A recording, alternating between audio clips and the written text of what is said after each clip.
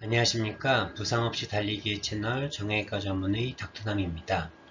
오늘은 달리기 관련 부상 요소 중에서 달리기 경험, 과거의 부상 병력, 주당 달리는 거리가 달리기 부상과 어떠한 관계가 있는지에 대해 설명해 드리겠습니다.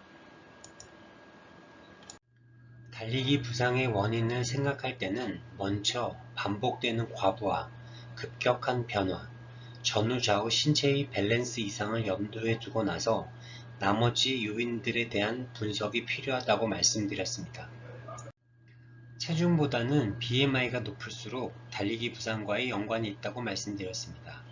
이번 시간에는 초보자일 경우, 예전에 다친 경험이 있을 때, 일주일간 달리는 거리가 달리기 부상과의 어떤 관계가 있는지에 대해 알아보도록 하겠습니다.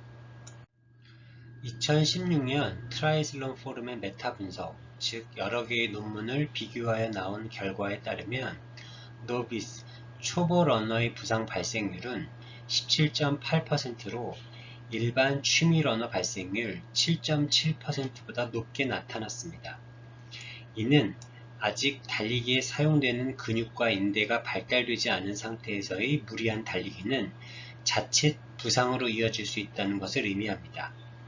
달리기를 처음 시작하는 분은 연령을 불문하고 처음부터 욕심을 내지 말고 서서히 달리기 강도를 높여 가시는 것이 중요합니다. 달리기를 시작하기 전에 신체 골절이나 인대 부상 같은 과거 병력이 있었다면 달리기를 할 때 부상 위험이 커질까요? 2010년 티목시 녹스의 분류에 따르면 신체의 부상 과거력은 달리기 부상과 상당히 인과관계가 높은 것으로 나타났습니다. 2007년 반겐트, 2007년 웬, 2010년 필드 등이 발표한 논문에도 기존의 부상 병력이 있는 사람은 달리기 부상을 당하기 쉬운 것으로 연구되었습니다.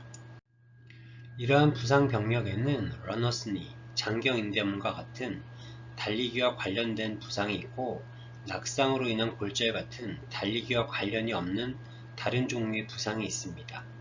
2013년 닐스는 이러한 부상 병력을 두 가지로 나누어 달리기 부상과의 연관성을 연구한 결과 달리기와 관련이 없는 부상이 있던 경우 달리기 부상이 더 빈번한 것을 알아냈습니다.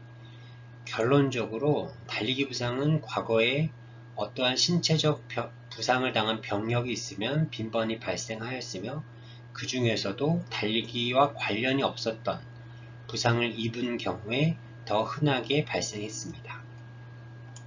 주간 달리는 거리, 주당 마일리지는 일주일에 몇 마일, 몇 킬로미터를 달렸는지를 말하는 것입니다. 한 번에 10km씩 주 4회를 달렸다면 주당 마일리지는 40km, 25마일인 셈입니다. 이러한 주당 마일리지는 러너의 운동량을 측정하는 단위로 사용됩니다. 지난 40년 동안 연구자들은 과도한 주당 마일리지가 달리기 부상의 요인이라고 언급했습니다. 마세라 등도 583명의 러너를 1년간 추적 관찰한 결과 주당 마일리지가 40마일, 즉 65km를 넘을 때 달리기 부상이 증가하는 것을 발견했습니다. 일주일간 매일 10km씩 달려도 아무 문제가 없는 러너가 있을 수 있지만 그렇지 못한 러너도 있습니다. 절대적으로 달리기 양을 늘리는 데 집중하기보다는 자신의 능력에 맞춰 주당 마일리지를 천천히 올리는 것이 바람직합니다. 간단히 요약해서 말씀드리겠습니다. 초보자는 달리기 부상의 위험이 큽니다. 과거에 다친 병력이 있으면 달리기 부상의 우려가 있습니다. 일주일 동안 달린 누적거리가 65km가 넘으면 부상의 우려가 커집니다. 부상 없이 행복한 러닝 되시기 바랍니다. 감사합니다.